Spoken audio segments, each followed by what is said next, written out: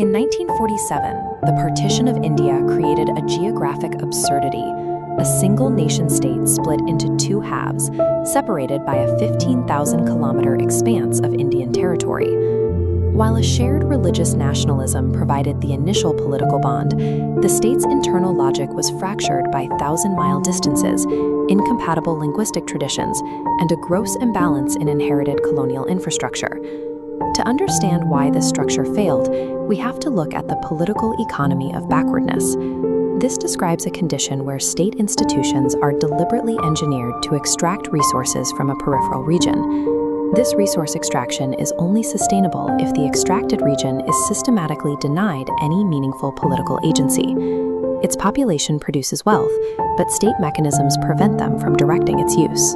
The 1971 secession of East Pakistan into Bangladesh marks the inevitable structural collapse of an engineered internal colony, a failure of state building where the pressures of long-term extraction superseded any immediate ethnic flashpoints. We will trace the exact fault lines of this collapse, mapping the economic mechanisms of extraction, the cultural resistance they birthed, and the historiographical warfare that continues to dispute the war's death toll today. Understanding modern state fracture requires looking past battlefield tactics to analyze the underlying architecture of economic and bureaucratic exploitation. Centralization began immediately.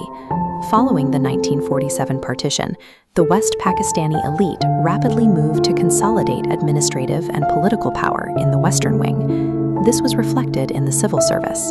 In East Pakistan, the state appointed only one local member to the civil service, compared to 6 non-locals who were hastily promoted to fill those same administrative ranks. As a result, all economic decision-making was placed in the hands of officials who lacked any meaningful knowledge of or direct interest in East Pakistan's local requirements. This administrative monopoly was followed by a cultural one. In November 1947, the state proposed making Urdu the sole national language of the entire country. This chart reveals the mathematical absurdity of that mandate. Urdu was native to only 3% of the population. By contrast, Bengali was the principal language for 56% of all Pakistanis.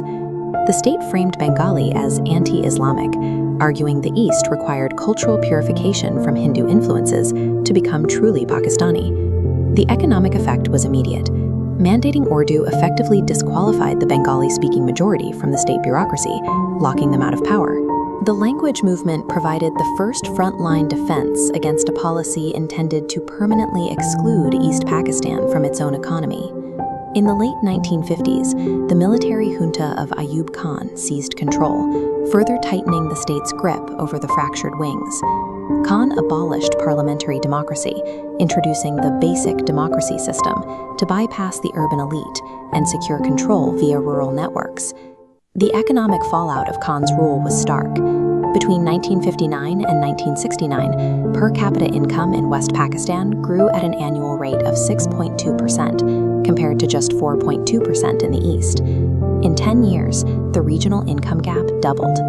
For the Bengali leadership, this data proved that operating within the West's rigged constitutional framework was economically fatal. Their response was the 1966 Six-Point Program, a structural blueprint for regional autonomy. The demands were direct. East Pakistan required complete control over its own taxation, foreign trade, and currency. The architect of this program, Sheikh Mujibur Rahman, was quickly arrested.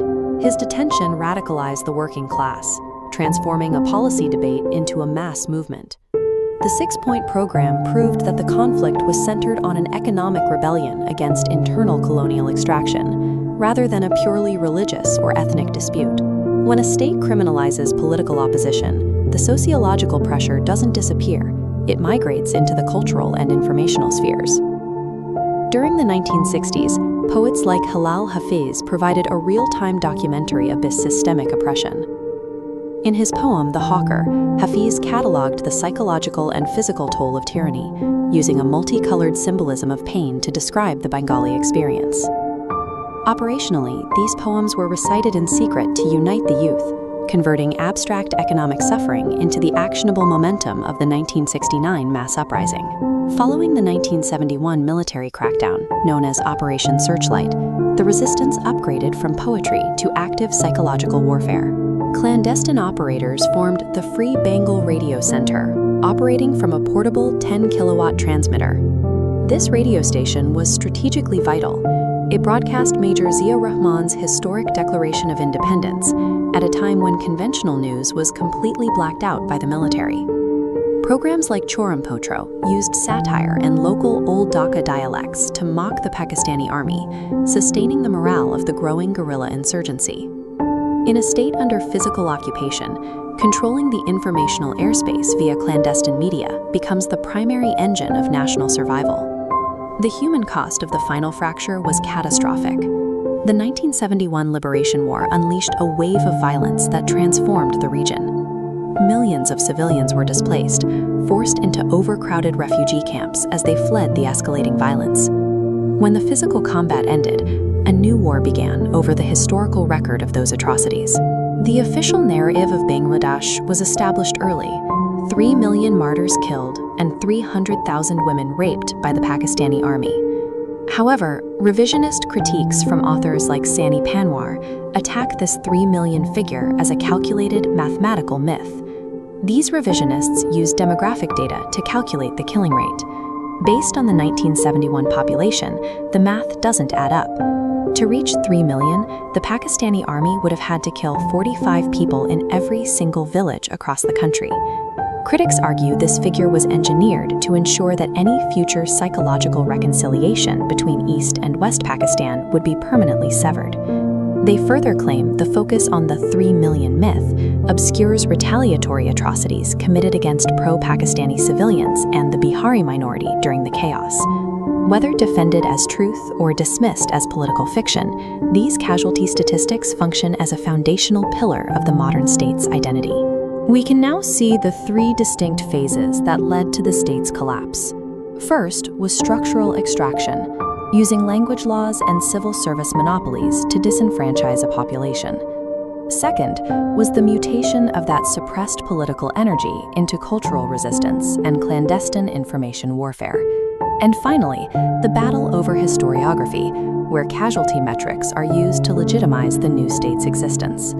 Institutionalizing economic backwardness to control a population does not preserve a state's power.